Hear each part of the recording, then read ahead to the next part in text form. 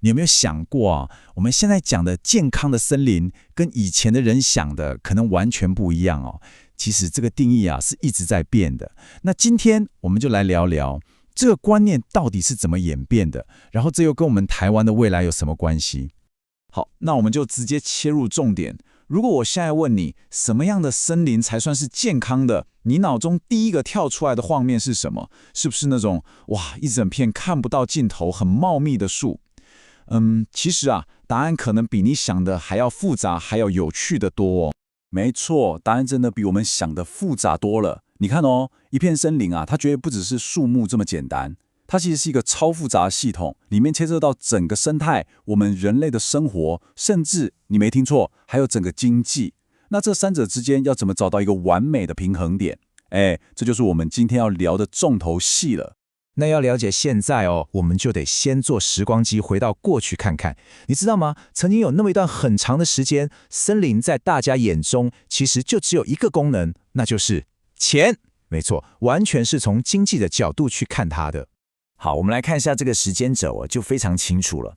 你看，从日治时期开始，台湾那些很珍贵的槐木啊、樟木啊，就开始被大量砍伐，变成重要的经济来源。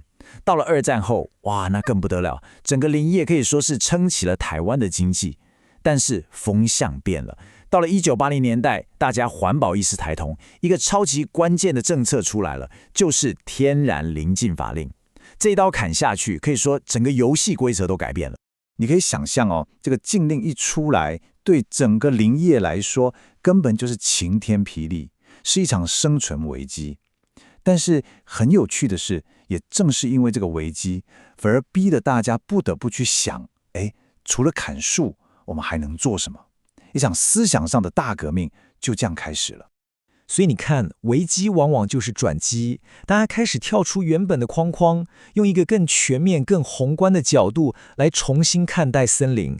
目标很清楚，就是要找到一个全新的平衡点。那这个新的平衡点到底是什么东西呢？来，我们看这张图，这个概念就很清楚了。它不是以前那种二选一，不是要保护还是要砍伐，不是的，它是一个全新的模式。核心精神就是环境、人类还有森林里所有的生物要怎么一起好好的生活。我们就来仔细看看这个很关键的平衡三角。这个新模式的核心其实就是3个字：共生、共存还有共荣。听起来有点悬，对不对？其实很简单，共生指的就是我们人类跟大自然的关系，我们怎么从它身上拿到需要的东西，但又不会把它搞坏。再来，共存，这就更好懂了，就是我们跟其他动物、植物要怎么在同一块地上和平相处，不要你争我夺。最后，共荣，这个格局就更大了。意思就是说，不管是人、是动物、是植物，我们全部都是这个地球生态系的一份子，谁也少不了谁。你看，这3个概念扣在一起，才是一个真正健康的系统。所以啊，有了这个新想法之后，森林的功能也突然变得超多元。它不再只是木材工厂，你看，它还要帮忙保护我们的土地，保育各种动植物，提供我们假日去玩的地方，还可以教我们很多大自然的知识，甚至还能在不砍树的情况下发展出新的经济模式，像是养蜂啊、种香菇啊这些，是不是很厉害？ OK， 所以我们现在知道是什么了。那下一个问题当然就是要怎么做？光说不练没有用嘛？我们就来看看实务上要怎么去设计、去规划出这种理想中的新森林。现在的森林管理其实导入了一个超酷的概念，叫做地景设计。你可以把它想象成，我们不是在种树，我们是在用大自然当画布，用植物当颜料来画一幅画。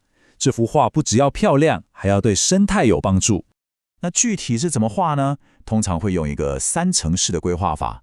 首先是近景，大概就是你视线500公尺内的范围。这里会种一些彩色缤纷的花花草草，不只让我们看了心情好，也可以吸引蜜蜂、蝴蝶来。再来是中景，大概是500到1500公尺远的地方，这里会种一些比较矮的灌木，让整个画面看起来更有层次感。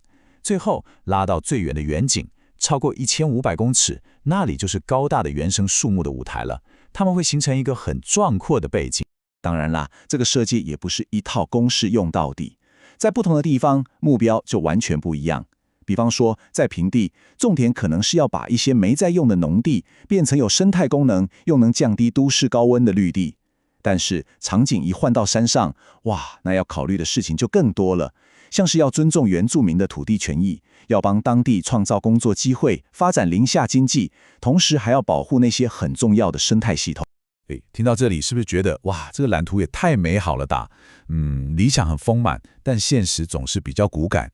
这个新方法当然也遇到了挑战，而那个最大的魔王永远都是永续这2个字。这句话真的讲得一针见血。他说，只靠周末的游客跟临时摊贩是没有办法解决长期的社区问题的。这什么意思呢？我们举嘉义的板桃窑社区当例子好了。那里因为艺术改造，假日都人山人海，很热闹。但问题是，这种热闹像烟火一样，咻一下就没了。它没有办法变成一个可以让当地人稳定过活的经济模式。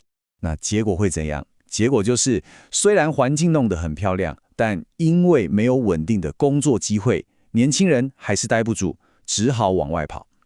留下来的就是不断老化的社区。这就是当生态旅游没有办法真正落地，变成一个永续产业的时候，会发生的真实困境。